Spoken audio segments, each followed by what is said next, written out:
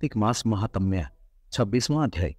नारद जी ने कहा, देवगणों के ऐसे वचन सुनकर धर्मदत्त ने कहा, सब मनुष्य भगवान विष्णु की प्रसन्नता के लिए विधिवत आराधना, यज्ञ, दान, व्रत, तीर्थ तथा तपस्या आदि करते हैं, किंतु कोई ऐसा सरल उपाय बताइए कि जिसके करने से इन सबका फल प्राप्त हो। गणों ने कहा, हे द्विजश्रेष्ठ, आपका प्रश्न बड़ा श्रेष्ठ है।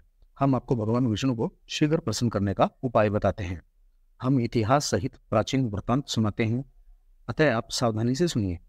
प्राचीन काल में कांचीपुरी में चोल नामक चक्रवर्ती राजा राज्य करता था। उसी के नाम से उसके देश का नाम भी चोल ही प्रसिद्ध हो गया था। राजा चोल के राज्य में कोई प्राणी दरिद्र, दुखी, पापी व रोगी नहीं था। यह सब राजा के यज्ञ करने का प्रभाव था। ताम्रपर्णी नदी के दोनों किनारों पर सोने के यज्ञ स्तंभ सुशोभित थे।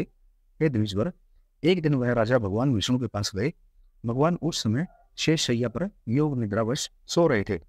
राजा ने उनकी मणियों, मोतियों तथा स्वर्ण की दिव्य फल फूलों द्वारा पूजा की। वह साष्टांग प्रणाम करके भगवान के चरणों के पास ही बैठ गया।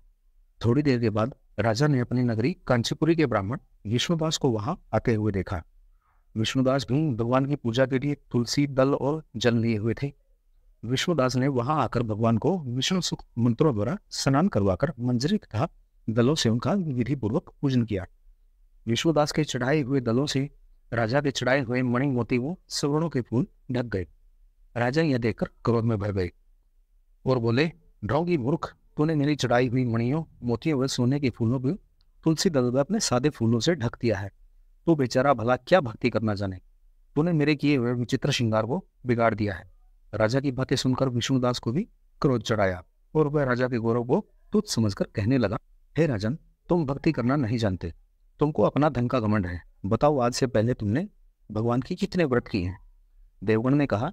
ब्राह्मण के ऐसे वचन सुनकर राजा ने घमंड से हंसकर कहा, हे विप्र, भगवान की भक्ति के अभिमान से यदि तू ऐसी बातें कर रहा है तो मैं तुझसे पूछना चाहता हूँ कि तुझ जैसे भिखमंगे ब्राह्मण में भगवान की भक्ति है ही कितनी? क्योंकि तुमने आज तक भगवान की प्रसन्नता के लिए कुछ भी नहीं किया।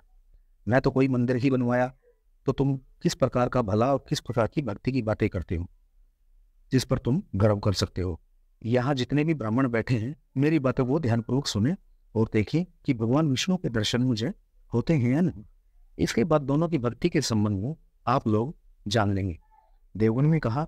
ऐसा कहकर राजा अपने महल में चला गया और वहां जाकर उसने अपने पुरोहित मुद्गन को आचार्य बनाकर विष्णु यज्ञ आरंभ किया।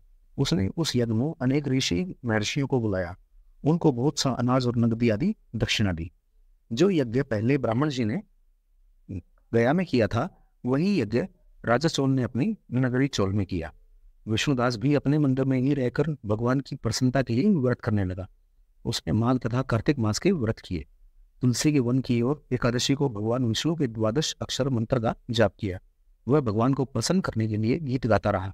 वह नृत्य करता रहा, नित्य प्रति व्रत करता, भूमि पर सोता, हर समय विष्णु भगवान का स्मरण करता और सब प्राणियों में समदृष्टि से भगवान को ही देखता था।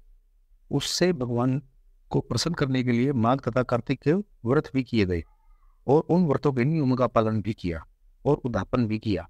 और इस प्रकार राजा चोल और विष्णुदास द्वारा दोनों को